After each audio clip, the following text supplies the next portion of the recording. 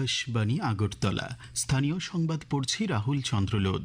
এখনকার বিশেষ বিশেষ খবর হলো, রাজ্যপাল ইন্দ্রসেনা রেড্ডি নাল্লু রাজ্যের সবকটি পঞ্চায়েতকে যক্ষ্মামুক্ত করার আহ্বান জানিয়েছেন। মুখ্যমন্ত্রী অধ্যাপক ডাক্তার মানিক সাহা বলেছেন, নেশামুক্ত ত্রিপুরা গড়তে প্রশাসনকে কঠোর ভূমিকা পালন করতে হবে। লোকসভায় ব্যাংকার্স বুকস এভিডেন্স বিল 2026 ও রাজ্যসভায় সুপ্রিম কোর্টে বিচারপতি সংখ্যা সংশোধনী বিল 2026 পাস। উদয়পুরে আগামী 7ই আগস্ট থেকে শুরু হচ্ছে রাজ্য ভিত্তিক সুব্রত মুখার্জি কাপ অনূর্ধ্ব 17 ফুটবলের আসর। এবারে বিস্তারিত সংবাদ। রাজ্যপাল ইন্দ্রসেনা রেড্ডি নাল্লু রাজ্যের প্রতিটি পঞ্চায়েতকে যক্ষ্মামুক্ত করার আহ্বান জানিয়েছেন। আগরতলার প্রজ্ঞা ভবনে আজ টিবি মুক্ত ভারত অভিযানের অঙ্গ হিসেবে সচেতনতামূলক কর্মশালার উদ্বোধন করে রাজ্যপাল বলেন, যক্ষ্মা রোগের বিরুদ্ধে লড়াই কেবল একটি চিকিৎসাগত চ্যালেঞ্জ নয়, এটি সবার সম্মিলিত ইচ্ছা, প্রতিটি নাগরিকের কল্যাণে অবিচল থাকার অঙ্গীকার। এই অভিযানের মূল লক্ষ্য হল যক্ষ্মা রোগীদের শনাক্তকরণ আরও বাড়ানো, দ্রুত রোগ নির্ণয় করা, ঝুঁকিপূর্ণ কাজে নিযুক্ত শ্রমিকদের চিকিৎসার ব্যবস্থা আরও উন্নত করা। অনুষ্ঠানে রাজ্যপাল টিবি মুক্ত ভারত অভিযান অ্যাপের সূচনা করেন। তিনি কয়েকজন যক্ষ্মা রোগীর হাতে আনুষ্ঠানিকভাবে পুষ্টিকর খাদ্য সামগ্রী তুলে দেন। তাছাড়া নিক্ষয় মিত্র নিপকো নেটফি হেপাটাইটিস ফাউন্ডেশন অব ত্রিপুরাকে সম্মাননা দেওয়া হয়।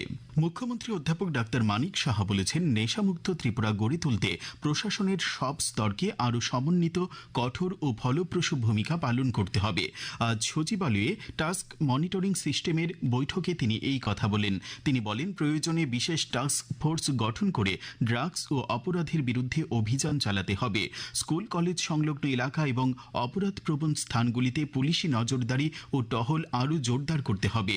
এই প্রসঙ্গে তিনি জিবি হাসপাতাল এলাকাকে অপরাধমুক্ত রাখতে সিসিটিভির মাধ্যমে সর্বক্ষণ নজরদারি এবং অতিরিক্ত পুলিশ মোতায়েনের প্রয়োজনীয়তার উপর গুরুত্ব আরোপ করেন। পর্যটন শিল্পের বিকাশে পরিচ্ছন্ন পরিবেশের গুরুত্ব তুলে ধরে মুখ্যমন্ত্রী বলেন, ছবিমুড়া, ঊনকোটি, ডুম্বুর, নির্মহল সহ রাজ্যের সব পর্যটন কেন্দ্রকে সর্বদা পরিচ্ছন্ন ও আকর্ষণীয় রাখতে হবে। আগামী 9 থেকে 17 আগস্ট অনুষ্ঠিতব্য হর ঘর তিরঙ্গা কর্মসূচি এবং বন্দে মাতরমের 150 বছর পূর্তি উপলক্ষে আয়োজিত বিভিন্ন কর্মসূচি সফলভাবে বাস্তবায়নের জন্য মুখ্যমন্ত্রী জেলা শাসকদের সর্বাত্মক প্রস্তুতি গ্রহণের নির্দেশ দেন। তিনি জানান, আগামী 11 আগস্ট উজ্জয়ন্ত প্রাসাদে রাজ্য স্তরের মূল অনুষ্ঠান অনুষ্ঠিত হবে এবং এই জাতীয় কর্মসূচিকে সর্বস্তরের মানুষের অংশগ্রহণে সফল করে তোলার আহ্বান জানান মুখ্যমন্ত্রী।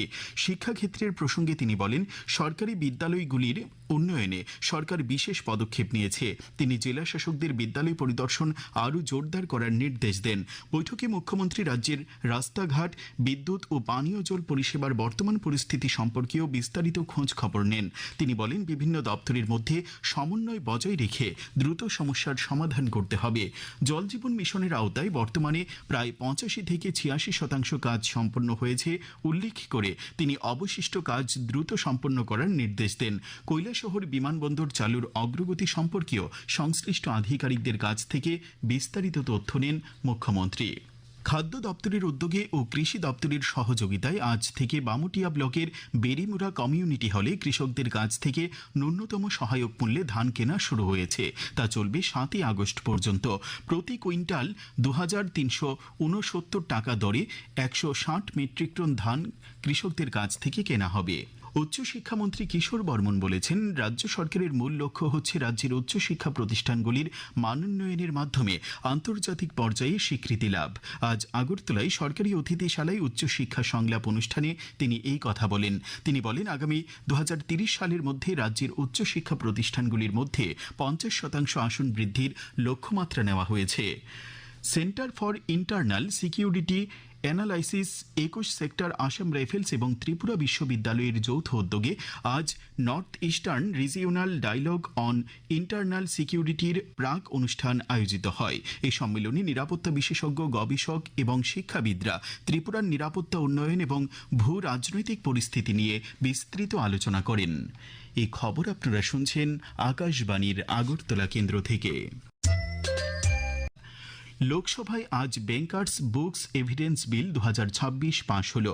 বিলটি উত্থাপন করেছিলেন কেন্দ্রীয় অর্থমন্ত্রী নির্মলা সীতারামন। এই বিলের লক্ষ্য হল বর্তমান ব্যাংকিং ব্যবস্থার চাহিদা মেটাতে আইনি কাঠামোকে আধুনিকীকরণ করা। এছাড়াও রাজ্যসভায় আজ পাশ হল সুপ্রিম কোর্টে বিচারপতি সংখ্যা সংশোধনী বিল 2026। উল্লেখ্য, বিলটি গত সোমবার লোকসভায় পাশ হয়েছিল। মূলত সুপ্রিম কোর্টে বিচারপতি সংখ্যা আইন 1956 সংশোধন করে সুপ্রিম কোর্টে মোট বিচারপতি 33 থেকে বাড়িয়ে 37 করার লক্ষ্যে এই বিলটি সংসদের উভয় কক্ষে পাশ হল।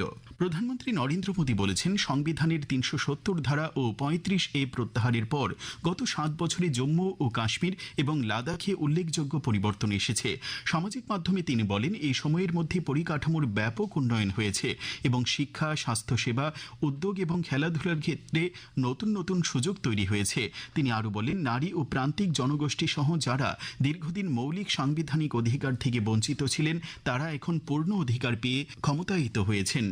কেন্দ্রীয় সরকারের যুব বিষয়ক ও ক্রীড়া মন্ত্রণালয়ের অধীন মাই ভারতের উদ্যোগে ও উদ্ভাবনী সামাজিক সংস্থার ব্যবস্থাপনায় আজ কৈলাসহরে অনুষ্ঠিত হয় বিকশিত ভারতের জন্য নেশামুক্ত যুবা শীর্ষক কার্যক্রম। কৈলাসহরের শ্রীরামপুর স্থিত সূর্যমণি মেমোরিয়াল দ্বাদশ শ্রেণী বিদ্যালয়ে আয়োজিত এই অনুষ্ঠানের উদ্বোধন করেন ঊনকোটি জেলা পরিষদের সভাধিপতি অমলেন্দু দাস। অনুষ্ঠানে নেশার বিরুদ্ধে সমবেত শপথ বাক্য পাঠ করানো হয়। অনুষ্ঠিত হয় সাংস্কৃতিক অনুষ্ঠান। বক্তব্য রাখেন কৈলাসহর পুর পরিষদের চেয়ারপারসন চপলা রানী দেবরায়, মাই ভারতের জেলা যুব আধিকারিক মহেন্দ্র নায়েল, বিদ্যালয়ের অধ্যক্ষ অরিন্দম সরকার প্রমুখ। ডাক্তারি পড়ুয়াদের এই বছরের নেট ইউজি কাউন্সেলিংয়ের প্রথম পর্বের রেজিস্ট্রেশন প্রক্রিয়া আজ থেকে শুরু হয়েছে। চলবে 12 আগস্ট দুপুর 3টা পর্যন্ত। তবে ফি জমা দেওয়া যাবে ওই দিন সন্ধ্যা 6টা পর্যন্ত। প্রার্থীরা আগামীকাল থেকে 13 আগস্ট সকাল 11টা পর্যন্ত তাদের পছন্দের তালিকা জানাতে পারবেন। প্রথম রাউন্ডের আসন বরাদ্দের প্রক্রিয়া 13 আগস্ট থেকে 16 আগস্ট পর্যন্ত চলবে। ফলাফল ঘোষণা হবে 17 আগস্ট। আসন বরাদ্দের পর পড়ুয়াদের 18 আগস্ট থেকে 22 আগস্টের মধ্যে সংশ্লিষ্ট শিক্ষা প্রতিষ্ঠানে রিপোর্ট করতে হবে। এরপর 23 আগস্ট পড়ুয়াদের তথ্য যাচাই করা হবে।